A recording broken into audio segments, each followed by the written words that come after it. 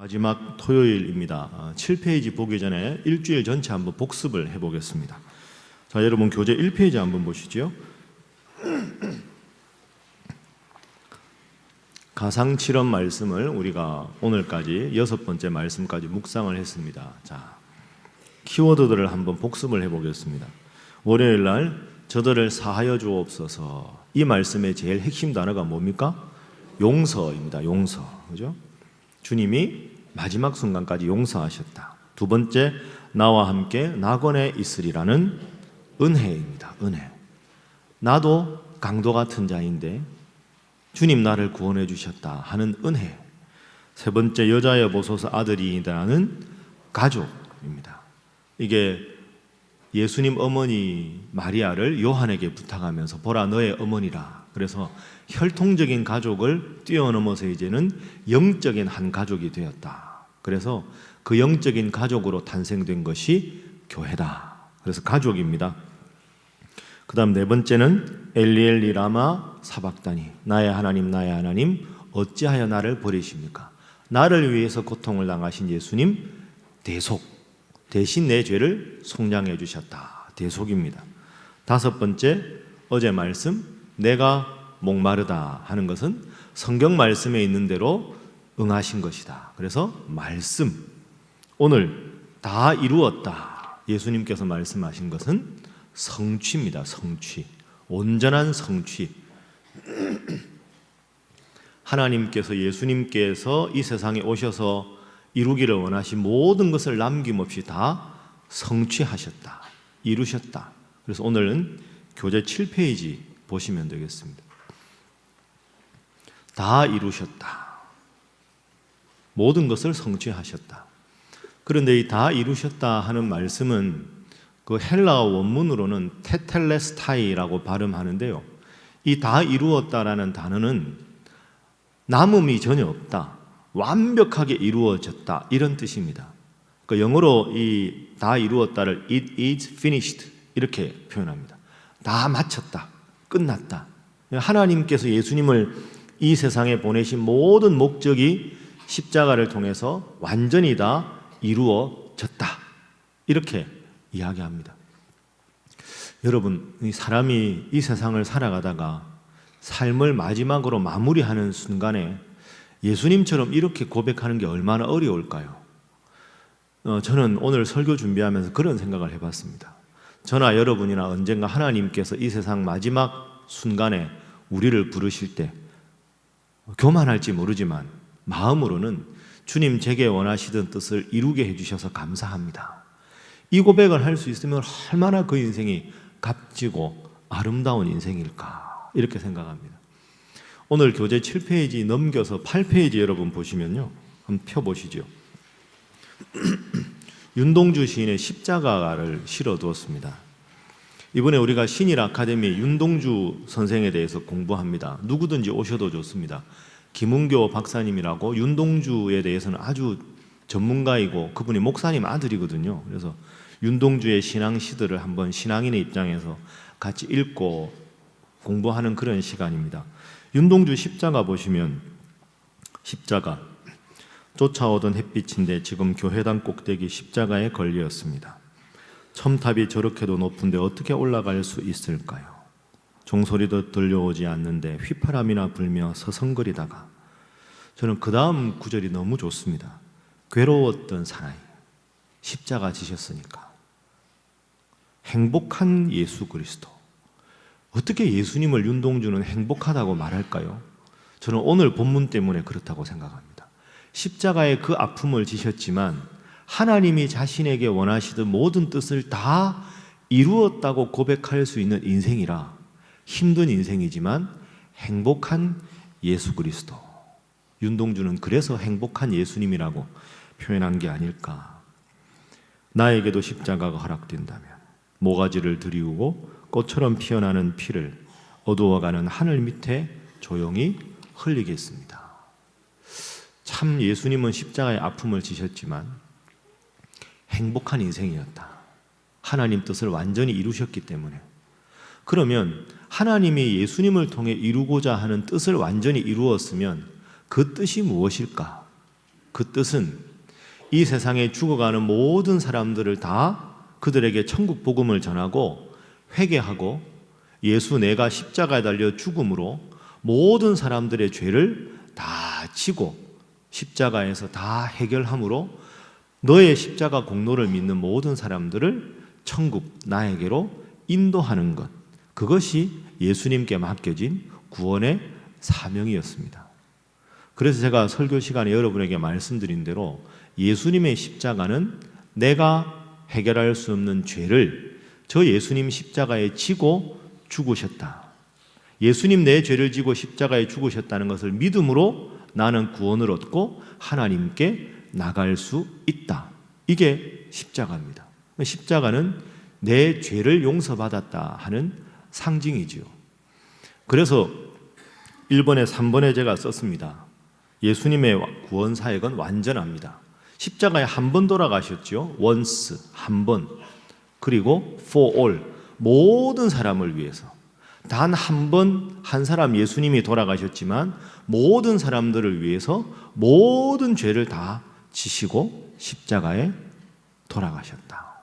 여러분, 이것을 늘 믿음으로 고백하시기를 주님 이름으로 축복합니다.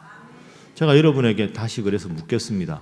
여러분, 예수님께서 여러분 죄를 지시고 십자가에 돌아가셨음을 믿습니까? 그 믿음 때문에 여러분 천국 갈 수 있음을 믿습니까? 이 믿음이 분명해야 합니다. 그 예수님 내 죄를 지고 십자가에 죽으셨다 하는 것은 시제로 보면 세 가지 차원이 있죠. 첫 번째는 과거입니다.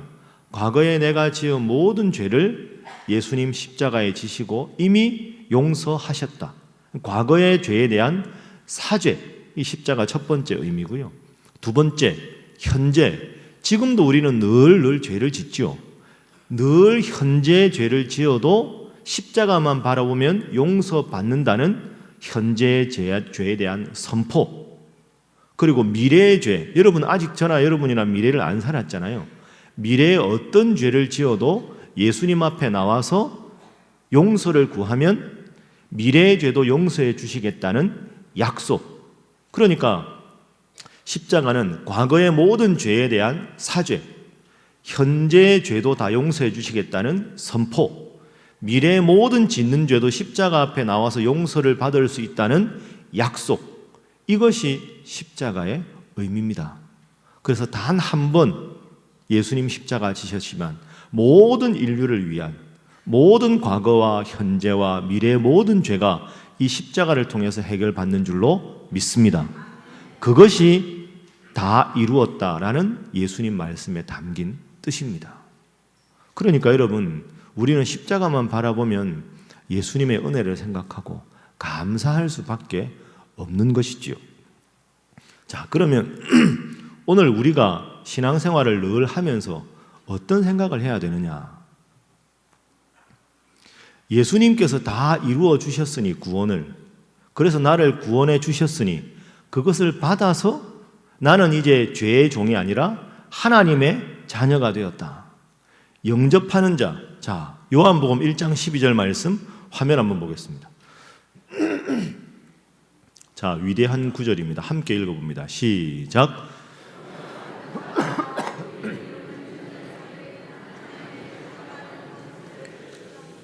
아멘. 다시 저를 따라합니다. 영접하는 자, 곧 그 이름을 믿는 자에게는 하나님의 자녀가 되는 권세를 주셨으니. 여러분 믿습니까? 네. 영접한다 하는 말은 예수님께서 내 모든 죄를 지시고 나를 위해 십자가에 지셨다. 그래서 나는 예수님이 내 죄를 해결해 주셨다는 것을 영접, 받아들임으로 나는 하나님의 자녀가 되었다. 그것을 늘 고백하고 믿는 게 필요합니다. 여러분 축하드립니다. 여러분 이것을 영접하고 받아들이면 여러분 모두가 하나님의 자녀가 되셨음을 믿습니다. 이걸 믿어야 합니다. 그걸 믿는 게 기독교 복음의 핵심이지요. 자, 아멘 하셨으니까 옆에 분들과 인사 한번 하겠습니다. 하나님의 자녀가 되신 것을 축하드립니다.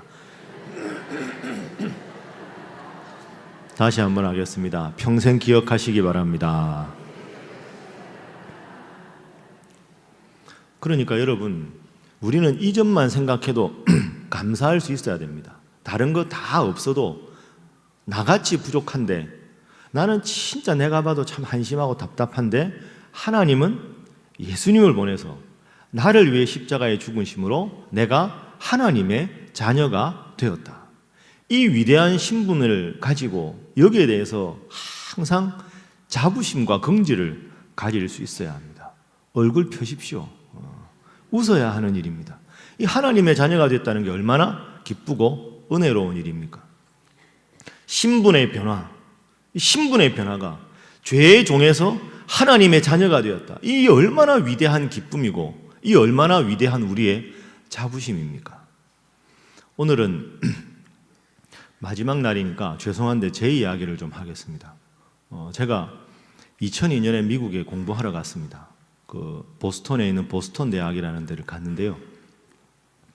다른 사람들 보기에는 사실 미국에 공부하러 간다 하면 부러운데 별로 부럽지 않습니다. 가면 말도 안 통하지, 공부할 것 많지, 스트레스 엄청 많거든요. 남들 보기에 좋아 보이지 본인은 힘듭니다. 그런데 제가 군목 생활을 하다가 군목 제대하고 얼마 안 있다가 미국을 갔습니다. 그런데 제가 박사로 바로 갔습니다. 저는 미국에 그전에 가본 적이 없습니다. 근데 군대에서 무슨 영어 공부를 했겠습니까? 그 남들은 축하한다 그러는데 저는 사실 걱정이 많았습니다. 박사로 바로 가는 경우는 신학은 거의 불가능합니다. 제가 알기로 1%도 안 됩니다. 미국에서 공부를 하던 사람이었거나 미국에 오래 있던 사람이 박사로 갈 수 있는데 저처럼 미국에 한 번도 안 가보고 군대에 있다가 바로 박사로 가는 경우는 거의 전무후무하거든요. 그런데 보스턴에 저를 박사로 받아줬어요. 그 남들 보기에는 최고로 잘 되는 사람인 겁니다, 제가. 근데 저는 걱정이 많았습니다. 제가 사투리도 많은데 이거 영어를 어떡하나. 제가 큰애가 그때 초등학교 1학년이었거든요. 둘째가 4살이고. 그러니까 아이들은 와, 우리 아빠 공부 잘해서 미국 유학 간다, 우리는 유학 가서 산다 막 자랑하는데 제 마음은 그게 아니었습니다. 유학을 딱 갔습니다. 2002년 월드컵 할 때 갔습니다, 제가. 딱 도착해서 지도교수 만나고 한국 학생들, 유학 와 있는 사람들 만나서 환영회를 해주더라고요. 축하합니다. 어떤 과정으로 오셨습니까? 박사로 왔습니다. 그러니까 다들 놀라는 거죠. 아니 어떻게 박사로 바로 왔냐고. 그러면서 묻는 질문이 지도교수가 누굽니까? 그 제 지도교수 이름이 영어로 로버트 커밍스 네빌입니다. 네빌이라는 교수인데 네빌 교수 밑에 왔습니다. 보스턴 대학에서 제일 유명한 교수거든요. 20대에 쓴 박사 논문이 미국의 가장 어려운 그 전공 서적 3권 중에 한 권으로 꼽힐 정도로 당대 최고의 천재입니다. 27살에 쓴 박사 논문이 그 분야의 제일 어려운 책이라면 이 뭐 할 말이 없지 않습니까? 네빌 교수 밑에 왔습니다. 이러니까 다 얼굴이 굳어지는 겁니다. 배 목사님은 선택을 잘못했다는 거죠. 왜냐하면 저분 밑에서는 10년 안에 박사를 못 끝낸다는 겁니다. 제가 갔을 때 한국 학생이 12년째 논문을 쓰고 있었습니다. 그러니까 목사님 각오하십시오. 앞으로 10년간은 공부를 해야 합니다. 저는 몰랐어요, 그걸. 10년 안에 쓴 사람이 없다는 거예요. 들어갔습니다. 나름대로 열심히 공부했죠. 그 공부해서 이제 마지막이 박사학위 심사입니다. 박사학위 심사가요, 학교마다 다 다릅니다.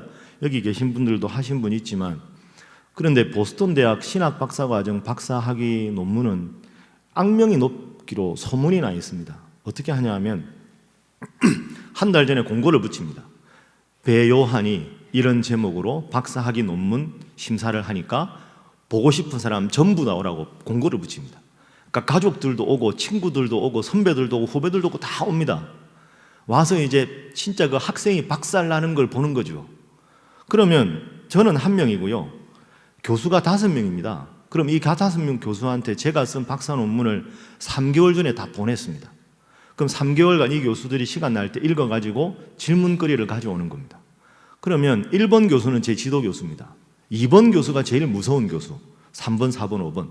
그럼 제가 딱 들어가면 재판장의 피고인석처럼 제가 딱 앉으면요, 5명 교수가 쫙 앞에 재판관처럼 앉아 있습니다. 그러고는 심사위원장이 15분간 논문을 브리핑하라 그럽니다. 그럼 15분간 이제 제가 쓴 논문을 쫙 읽지요. 그러면 딱 끝나고 나서 1번 타자, 지도 교수부터 질문을 합니다. 제 논문을 다 읽고 그 질문을 하는 거죠. 그 영어로 오펜스 아닙니까? 공격하는 게. 그리고 박사학위 논문 심사를 영어로 디펜스라고 합니다. 내가 방어를 하는 거죠. 방어를 잘하면 박사를 받는 거고 방어를 못하면 다시 쓰는 겁니다. 뭐 수정을 하든지. 1번 타자는 부담스럽지 않습니다. 지도교수니까. 지도교수는 내 편이잖아요. 질문을 미리 가르쳐 줬어요. 미스터 배, 내가 너한테 이거 물을 거다. 대답을 준비해라. 질문을 하길래 유창하게 대답을 했죠. 문제는 2번 타자입니다. 이분은 야당입니다. 이 질문을 딱 하는 거예요. 아주 어려운 질문을 하는 거예요. 진짜 어떻게 이런 질문을 할까? 근데 마침 제가 준비했던 대답이었습니다. 그래서 제가 대답을 딱 했습니다. 그 이분 교수가 좀 당황하는 것 같아요. 이거 어려운데. 3번 교수가 한국 학생을 많이 지도했어요. 했어요. 그럼 4번을 해야 되는데 4번이 안 한다는 겁니다. 교수님이. 안 한다는 게 둘 중에 하나입니다. 논문을 완벽하게 썼거나 아니면 이건 물을 가치가 없이 새로 써야 된다는 논문일 경우입니다. 그러면 다시 쓰라 그러면 다시 1년 이상 써야 되는 거죠. 4번 교수 질문할 거 없다. 5번 질문할 거 없다. 이게 좋은 징조가 아닙니다. 이게 몇 번 돌아가야 되는데 그 박사학위 논문은 보통 한 3시간 정도 합니다. 1번부터 5번까지 질문, 다시 1번부터 질문, 계속 질문해서 다 디펜스를 하면 오케이가 되는 거죠. 4번, 5번 질문을 안 했습니다. 그래서 제가 불안한 거예요. 이거 뭐지? 다시 1번으로 넘어갔습니다. 지도교수. 지도교수님 질문하십시오 하니까 질문 없다. 지도교수는 내 편이니까. 2번, 문제 2번 존 버스로운 교수인데 질문 없다. 3번 없다. 4번 없다. 5번 없다. 이게 문제인 겁니다. 30분 딱 지났습니다. 3시간은 해야 되는데 30분밖에 안 한 건 뭐 아니면 돕니다. 사료 쓰거나 아니면 문제가 없거나 그 다음에 진짜 중요한데요. 나가라 그럽니다. 저보고. 논문 심사를 다 교수들이 질문을 한 다음에 디렉터가 더 이상 질문 없습니까? 없습니다 하면 학생을 나가라고 하죠. 문 밖으로 나가라고 합니다. 나간 다음에 뭐 할까요? 자기들끼리 이 학생 논문을 통과시킬 거냐, 수정해서 통과시킬 거냐, 새로 쓰게 할 거냐, 요 셋 중에 하나를 학생 내보내고 자기들 5명 의논을 딱 합니다. 의논을 해서 모두가 결론에 오케이를 하면 밖에 서 있는 학생한테 문이 열립니다. 그리고는 제 지도교수가 딱 나옵니다. 지도교수가 나와서 첫 마디가 진짜 중요합니다. 이 교수가 문을 열고 제가 한 15분 기다렸어요. 진짜 15분이 길었거든요. 문을 딱 열고 나올 때 저보고 Mr. 배, please come in 이러면 떨어진 겁니다. 미스터 배니까. 됐으면 뭐라 부를까요? Dr. 배, please come in 이러면 박사를 받는 겁니다. 그러니까 제가 15분간 나가 서 있는데요. 도저히 감을 못 잡는 거예요. 3시간을 해야 되는데 30분에 끝났지. 질문은 없다 그러지. 이게 도대체 뭔가 이게. 그 이제 딱 15분 올렸는데 지도교수가 키가 한 190 됩니다. 백인인데. 문을 탁 열고 저를 탁 쳐다보면서 삑 웃더라고요. 이게 뭐지? 딱 웃더만 그 첫 마디가 미스터 배, 닥터 배 이게 제 인생에 운명이 걸려 있는 거죠. 문을 딱 열고는 닥터 배, congratulations, please come in 이렇게 하는 겁니다. 그건 제가 박사를 받았다는 거죠. 그 들어갔습니다. 그 교수 5명이 다 일어서서 악수하고 허그하고 악수하고 허그하고 그러고는 다 나갔습니다. 그 지도교수하고 저하고 둘이 남았습니다. 제가 너무 얼떨떨해가지고 제가 앉았습니다. 교수님들이 다른 코멘트를 안 하셨습니까? 없다. 그럼 제가 뭘 수정해야 됩니까? 수정하지 마라. 그럼 어떡합니까? 원고 그대로 놓고 나가라. 사인 다 할 테니까 너는 오늘로 한국에 돌아가도 된다. 너는 이제 박사를 받은 거다. 그래서 제가 미국에 가서 박사학위를 5년에 끝냈습니다. 이게 보스턴 대학 전체 신학부 기록이 됐습니다. 그리고 제가 딱 나오니까 이제 교수가 저를 부를 때 항상 미스터 배가 아니라 닥터 배로 부르는 거죠. 여러분 저한테는 이게 아주 이게 짧게 이야기했는데요. 아주 기가 막힌 경험이었습니다. 미스터 배, 닥터 배 그게 저한테는 너무너무 소중한 5년의 공부가 새로 돼야 될지 신분이 바뀐지 그 얼마나 중요한 순간이겠습니까? 그래서 제가 바로 진해에 계신 부모님께 전화를 드렸습니다. 아버지, 박사학위 통과됐습니다. 그 제가 궁금해서 아버지 뭐 하셨습니까? 내가 집에서 출발할 때부터 지금까지 아버지 어머니 금식 기도하고 있다. 그러니까 그 힘으로 된 거죠. 뭐 제가 실력이 뭐가 있겠습니까? 그래서 제가 그 학위를 받고 한국에 돌아와서 신학대학에서 학생들을 가르쳤습니다. 미스터 배와 닥터 배의 이 신분 차이에도 저는 참 그게 감사하고 감격했는데, 오늘 여러분 한번 생각해 보십시오. 죄로 죽을 수밖에 없는 우리들을 하나님께서 자녀 삼아주시고 십자가에서 독생자 예수님을 죽을 때까지 여러분을 사랑하셔서 하나님의 자녀가 되었습니다. 영접하는 자, 곧 그 이름을 믿는 자들에게는 하나님의 자녀가 되는 권세를 주셨다. 여러분, 이 말씀 늘 묵상하고 하나님 자녀답게 겸손하게 당당하게 살아가시기를 주님 이름으로 축복합니다. 자, 이 권세를 받았지만 힘들고 어려울 때가 있습니다. 그때 우리가 늘 기억해야 할 말씀 한 군데 더 찾아보겠습니다. 우리가 잘 아는 말씀이죠. 이사야 43장 1절 말씀. 자, 함께 읽어보죠. 시작. 야곱아, 너를 창조하신 여호와께서 지금 말씀하시느니라. 이스라엘아, 너를 지으시니가 말씀하시느니라. 너는 두려워하지 말라. 내가 너를 구속하였고 내가 너를 지명하여 불렀나니 너는 내 것이라. 아멘. 한번 따라하겠습니다. 너는 내 것이라. 너는 내 것이라. 하나님께서 일방적으로 약속을 해주셨습니다. 내가 죄가 많고 내가 부족하고 내가 흠이 많아도 너는 내 것이다.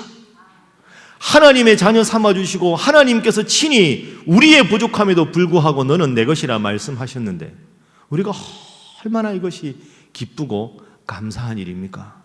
그래서 여러분, 이 세상에서 여러분이나 제나 제일 잘한 일은, 진짜 잘한 일은 하나님 믿는 일인 줄로 믿습니다. 그러니 우리가 해야 할 일이 뭘까요? 하나님 믿는 게 얼마나 기쁜 일입니까?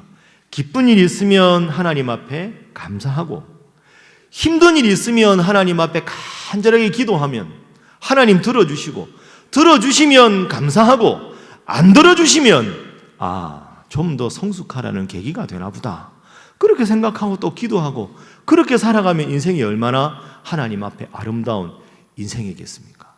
너는 내 것이라 말씀하셨습니다.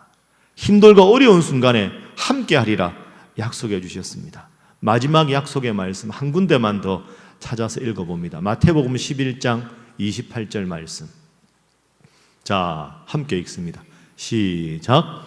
수고하고 무거운 짐진 자들아, 다 내게로 오라. 내가 너희를 쉬게 하리라. 아멘. 아무런 전제가 없습니다. 아무런 조건도 없이 그냥 오라. 그냥 오면 내가 쉬게 하겠다. 그렇다고 예배당만 오면 주무시면 안 됩니다. 쉰다고 주무시라는 게 아니라 아무리 죄가 많고 아무리 자격이 없어도 괜찮다. 그냥 오면 내가 너를 쉬게 하겠다. 자, 설교 마치겠습니다. 여러분, 우리 예수님은 다 이루었다 말씀하셨습니다. 정말로 이루신 게 맞나요? 물을 필요가 없습니다. 다 나를 위해서 구원을 이루신 주님, 그걸 믿고 영접하는 자에게는 하나님 자녀가 되는 권세를 주셨으니 하나님 자녀답게 힘들고 어려울 때도 너는 내 것이라 말씀하신 하나님 믿고, 수고하고 무거운 인생의 그 어떤 짐을 지어도 다 내게로 오라. 내가 너를 쉬게 하리라. 이 말씀 믿고 항상 기쁘게, 항상 감사하며, 항상 은혜를 고백하며 살아가는 여러분 모두가 되시기를 주님 이름으로 축복합니다. 자, 우리 옆에 분들과 인사하겠습니다. 늘 감사하며 살아가시기 바랍니다. 자, 한 번 더 하겠습니다. 잘하실 줄 믿습니다. 제가 담임 목사로서 오늘 이제 일주일 마치면서 여러분 참 감사합니다. 목사야 그냥 오는 건데 여러분들은 이 새벽에 오시기가 얼마나 힘드시겠습니까? 정말 여러분 한 분 한 분은 너무너무 소중한 분입니다. 제 짧은 소견에 담임 목사가 보기에도 이 성도들이 이렇게 귀한데 저 하늘 보좌에 계신 하나님은 여러분을 보시고 얼마나 기뻐하시고 얼마나 참 행복해 하실까 그렇게 생각합니다. 하나님 자녀의 권세를 가지시고 겸손하게 그러나 당당하게 생활하시는 여러분 모두가 되시기를 주님 이름으로 축복합니다. 자, 이 시간 우리 다음 세대의 아이들을 위해서 기도하는 시간을 잠시 갖겠습니다.